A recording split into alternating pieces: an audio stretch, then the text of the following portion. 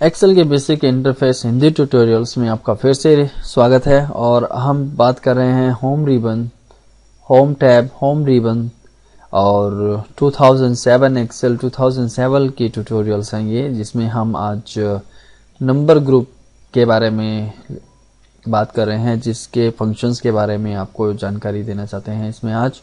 और देखिए, ये जो फंक्शंस हैं ये अकाउंटिंग से रिलेटेड, और जो भी आप अगर आप नंबर से डील करते हैं तो उसके लिए आप इसे यूज कर सकते हैं नंबर फॉर्मेटिंग का।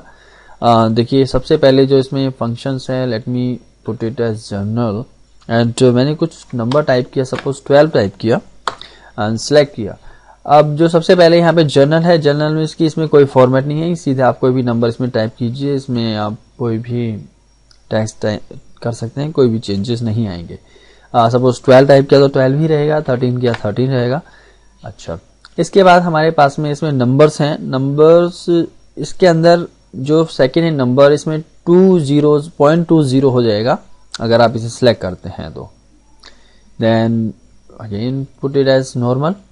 उसके बाद करेंसी अगर है तो करेंसी आप इसमें सिलेक्ट कर सकते हैं, और करेंसी सिलेक्ट करने के बाद में यहाँ से आप उस करेंसी को चेंज भी कर सकते हैं। देखिए, इसमें यूनाइटेड स्टेट्स के डॉलर्स हैं, यूरोज हैं एंड चाइनीज हैं एंड फ्रेंच स्विट्जरलैंड्स हैं, और भी अकाउंटिंग फॉर्मेट्स हैं। यहाँ से आप इसे सिलेक्ट कर सकते हैं, काफ़ी इसमें बहुत सारे दिए हुए हैं। सिलेक्ट करके ओके करेंगे तो वो आपको यहाँ पे ऑटोमेटिकली ही अकाउंटिंग के थ्रू चेंज हो जाएगा। डॉलर लेना है तो डॉलर आप यहाँ से सिलेक्ट कर सकते हैं। इसके बाद अकाउंटिंग अगर आप यूज कर रहे हैं, अकाउंटिंग का कुछ वर्क कर रहा है तो अकाउंटिंग को आप यहाँ पे सिलेक्ट करके अपने सेल को आप अकाउंटिंग सिलेक्ट कर सकते हैं। तो आप जब भी कोई नंबर, अभी अकाउंटिंग में डॉलर रहेगा, कुछ भी इसमें आप डिलीट करके कुछ भी सेल में अगर डालेंगे, क्योंकि ये सिलेक्ट करते ही आपके पास में अकाउंटिंग की ऑप्शन ऑटोमेटिकली एक्टिव हो जाएगी। और अगर आप दूसरे इसमें जाते हैं तो डेट आ रही है, बाकी सब में चेंजेस हैं। हमने दो चीज में, और क्योंकि हम जिस भी सेल को सिलेक्ट करके कोई भी फंक्शन उसमें सेट करते हैं तो वो फंक्शन वहां पर सेव हो जाता है। नेक्स्ट टाइम जब भी उस फील्ड में वर्क करेंगे तो वो उसी फंक्शन के थ्रू ही काम करेगा जो उसमें पहले सिलेक्ट किया है। जैसे अभी हमने यहाँ पे अकाउंटिंग किया है और नेक्स्ट N6 में हमने यहाँ पर डेट सेट किया है, तो ऑटोमेटिकली जब भी हम इसमें कुछ भी एंटर करेंगे वो एज ए डेट कन्वर्ट हो जाएगा। देखिए, मैंने 13 किया था तो 13 जनवरी 1900 अपने आप ही ले लिया है।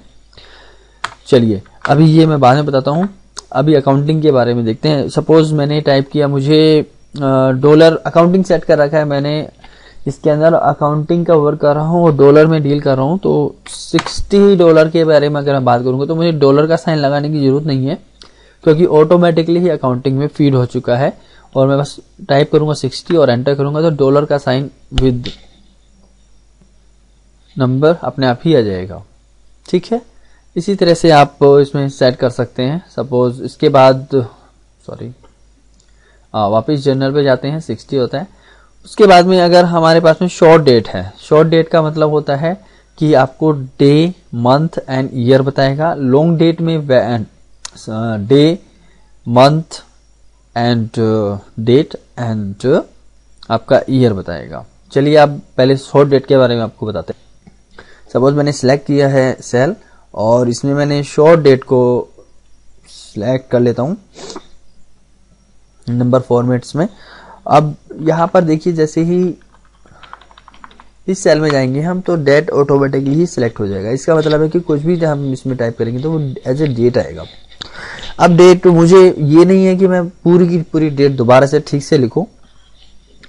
अगर मैं यहाँ पर 13 जून लिख देता हूं, केवल 13 जून, तो ऑटोमेटिकली ही वो नंबर्स में कन्वर्ट होके 13 जून 2013 ऑटोमेटिकली ही आ जाएगा।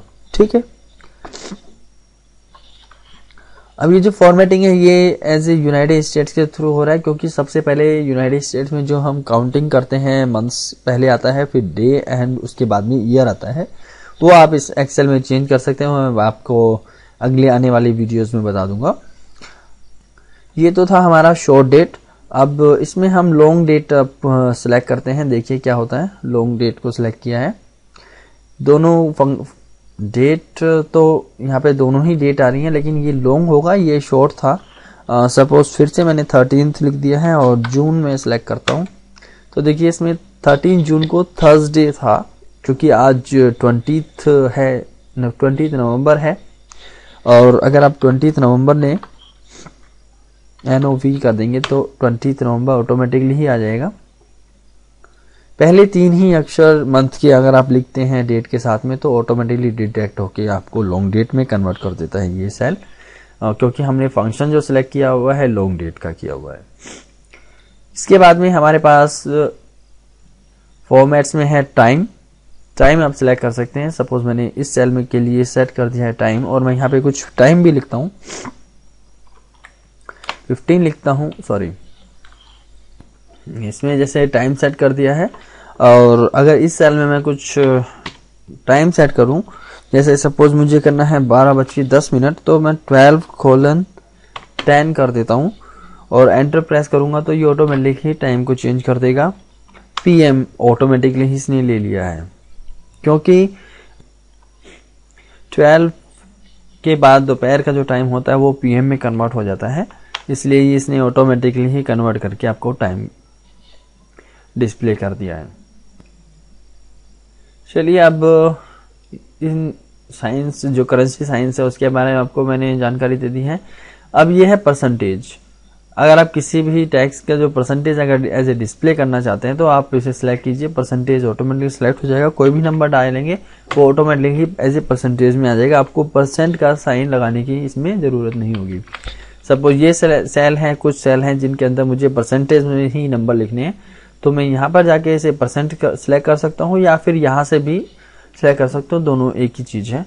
अब मैं कोई भी नंबर टाइप करूंगा ऑटोमेटिकली फंक्शंस जो है परसेंटेज में आएंगे। ठीक, इसके बाद हमारे पास इंक्रीज डेसिमल्स हैं एंड डिक्रीज डेसिमल्स हैं। इंक्रीज डेसिमल, सपोज कोई नंबर है, सॉरी हियर ये नंबर है, इसके नंबर के कुछ इंक्रीज करना है हमें डेसिमल्स, तो यहाँ से आप 1 डेसिमल, 2, 3, 2, 4 जितने भी डेसिमल्स आपको सिलेक्ट करने हैं उतने आप इसे इंक्रीज कर सकते हैं, आपको टाइप करने की जरूरत नहीं होगी। और यहाँ से आप इसे इसी तरह से डिक्रीज भी कर सकते हैं। ठीक है, तो ये हमारा वीडियो था नंबर्स ग्रुप के बारे में, जो कि आपका होम रिबन में आपको मिलेगा। और उम्मीद करता हूँ आपको पसंद आ रहे हो वीडियो। अगर आपको पसंद आ रहे हैं तो प्लीज लाइक कीजिए, और अगर कोई क्वेश्चंस हैं तो मुझे खुशी होगी आपकी हेल्प करने में। Please contact me.